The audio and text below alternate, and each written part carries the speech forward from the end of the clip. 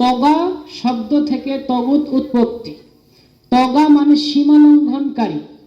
তগুত তাকেই বলা হয় আল্লাহর সীমানা ওভারটেক করে নতুন সীমানা সে চালু করেছে, কোনো আইন বিধান সে তৈরি করেছে, ওই ব্যক্তি তগুত।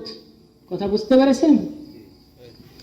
আল্লাহ রাব্বুল আলামিন বিধান দিয়েছেন, চোর যদি চুরি করে তার হাত কেটে দিতে হবে। কোন মানুষ যদি জেনা করে, বিবাহিত পুরুষ নারী, তাকে রজম করতে হবে, অর্ধেক মাটিতে পুঁতে পাথর নিক্ষেপ ঢেল দিয়ে মেরে ফেলতে হবে। এটা আল্লাহর বিধান। এখন এই বিধান আমি এখান থেকে যদি বলি যে এই বিধান এখন চলবে না, আমি নতুন একটি বিধান তৈরি করব, মানুষ চুরি করলে হাত কাটা যাবে, তার সংসার পরিবার আছে, বিভিন্ন অজুহাত দেখিয়ে আমি একটি নতুন আইন চালু করলাম যে 2 বছরের জেল অথবা 50,000 টাকা জরিমানা, তাহলে আমি তগুত। কথা বুঝতে পেরেছেন? তার মানে আমি আল্লাহর সীমানা ওভারটেক করে, আল্লাহর সীমানা আমার ভালো লাগেনি, আল্লাহর বিধান আমার ভালো লাগেনি, আমার নতুন বিধান আমি তৈরি করেছি, আমি কায়েম করতে চাচ্ছি, আমি তগুত।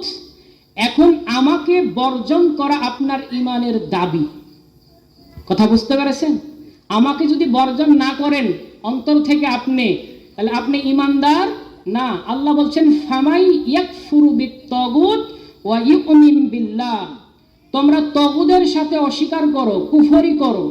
তগুদের সাথে কুফরি করলে হয় ঈমান বৃদ্ধি, আর আল্লাহর সাথে কুফরি করলে হয় ঈমান নষ্ট। আল্লাহর সাথে কুফরি করলে কি হয়? ঈমান নষ্ট।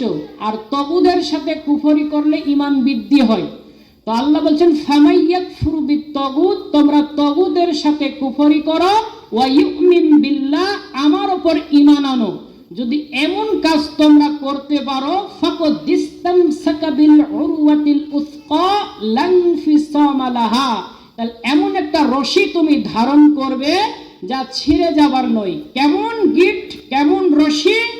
বাতিলের আক্রমণ আপনার যতই আসুক, আপনাকে র্যাব ধরুক, পুলিশ ধরুক, বুলেটের হানি আসুক, ফাঁসির মঞ্চে, ফাঁসির দড়িতেও যদি ঝুলে, তে মুমিন ঈমান হারা হবে না। কারণ ফাকাদ ইসতামসাকা বিল উরওয়াতিল উসকা, আল্লাহর রশি।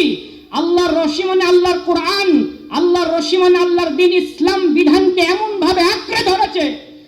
বেলালকে এত অত্যাচার নিপীড়ন করার পরও বেলাল রাদিয়াল্লাহু আনহু বাতিলের কাছে মাথা নত করে নাই। তা আপনার ঈমান ওই রকম হবে।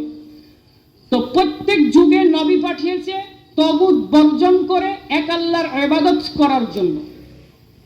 তো তগুত যে দুনিয়ার জীবনে, আমি আপনাদের প্রশ্ন করতে চাই, বাংলাদেশে ইসলাম কায়েম আছে? বাংলাদেশে ইসলামের আইন আছে? তো বাংলাদেশে যদি ইসলামের আইন না থাকে, তো মানুষের তৈরি করা আছে? তো মানুষের তৈরি করা যদি থাকে, তাহলে যে তৈরি করেছে সে তগুত। ফর্মগুলো বন্ধ করেন। যে তৈরি করেছে আইন, সে ব্যক্তি তগুত, আর তাকে বর্জন করা এটা ঈমানের দাবি। যদি তগুদের সাথে মিশ্রিত ঈমান হয়, ওই ঈমানের ভিতরে মুনাফিকি, নিফাক জন্ম নেয়। তো ঈমানই যদি ঠিক না থাকে, আমল দিয়ে কি করবেন? তা আল্লাহ বলেন ফামাই ইয়াকফুরু বিত-তাগুত ওয়া ইউমিন বিল্লাহ, আমার উপর ঈমান আনতে হলে তাগুতকে বর্জন করতে হবে। আর তাগুতকে যতক্ষণ না আপনি বর্জন করবেন, ততক্ষণ আপনি ঈমানদার হতে পারবেন না।